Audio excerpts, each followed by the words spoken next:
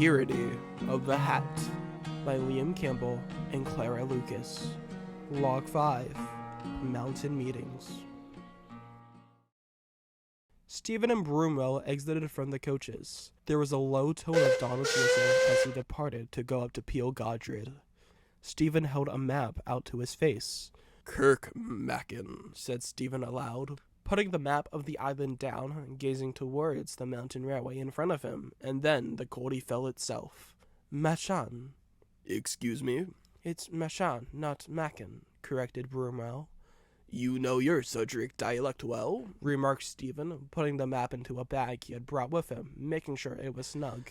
"Took a course in university with your father." Broomwell had only come for 2 reasons: to see the railway he didn't always get a chance to see, and to make sure Stephen didn't get into an argument with anyone that he may end up regretting. Stephen looked back at the Caledonian engine. "Why don't we have a specific engine running this line? We always have to pull one of the mainline engines out." "Your father never got around to it," answered Broomwell. "It's never an issue anyways with having to use the twins, Henry, or Bear to spare." "I'll just have to find an engine for it then. Tourist rates would be flying if there was an engine to take them to a place like this," Stephen said, gesturing to the mountain railway. "A saved engine would do the trick," nudged Broomwell. "What? Don't be ridiculous. A fleet of electric engines would work wonders." "Perhaps a saved electric engine then?" "Perish the thought. The passengers would want something new to look at, and the steam would ruin the view of the fells. We just need a good place to supply the electricity. Yeah, I just need to look into that." Broomwell sighed. Seeing hope was lost, he gestured for Stephen to follow him into the station building. A man sat on a bench and greeted passengers who walked toward the mountain engines. "Sir, this is Mr. Richards," introduced Broomwell as the man stood up and took Stephen's hand. He shook it vigorously.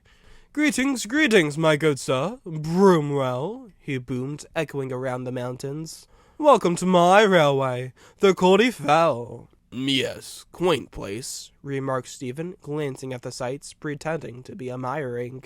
He observed Mr. Richards instead. The man wore a nice suit, and had a distinguished top hat like his own. He stared at it pensively.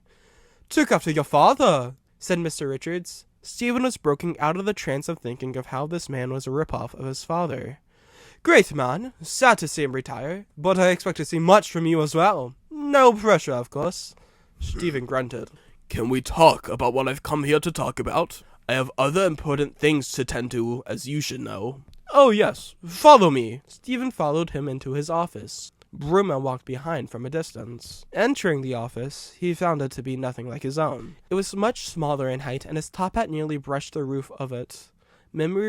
Memorabilia smothered the walls, although there wasn't as much as his own.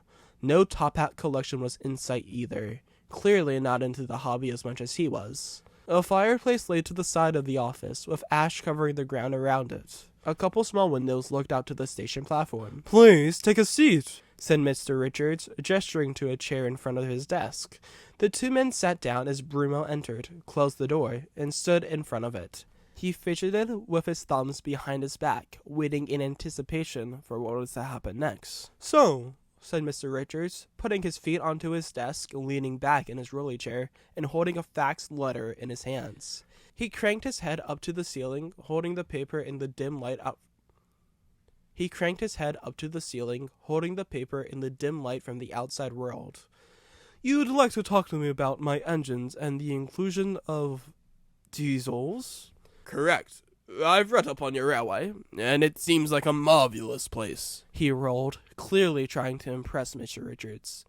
"The engines do a superb job, don't get me wrong, but I'd like to see how a few mountain diesels would do. I've heard that the Snowdon Mountain Railway is trying to do the same, and it'd be brilliant if we could beat the competition."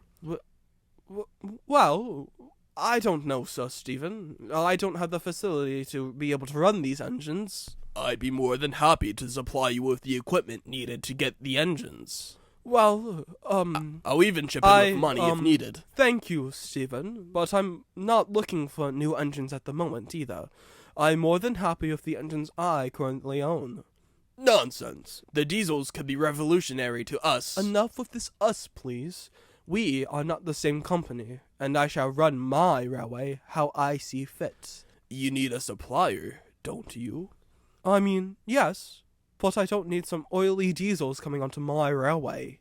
He glanced out the window at the engines as old as the century and added, not at this moment. Stephen rolled his eyes at the comment. Again, I'm willing to provide the necessary supplies needed to run them. I think you should go, Stephen, said Mr. Richards, fixing himself into his chair. He looked stern. He clearly wasn't having it with Stephen's insistent attitude toward him. Brumo had fixed himself to stand up straighter than he was, albeit having to roll his head to the side since how low the ceiling was. He let out a quiet smile from Mr. Richards' words. Water, my good sir, I am your railway's #1 supplier already. Now trust me when I say this. If you disregard my idea, I will make sure to stop this agreement. Are you threatening me, Hatt? Stephen said nothing. He continued. You don't want to make me your enemy, Walter? Mr. Richards pondered in thought. It was a very serious matter now. Fine, I shall try these diesels, but if I don't like them, you don't have to keep them. Just try them out. He smiled with his father's deal-winning grin. See how they go, said Stephen, standing up from his chair. Well, I shall fax you the information later this week, Stephen said. Stephen went to the door, leaving a very dazed Mr. Richards.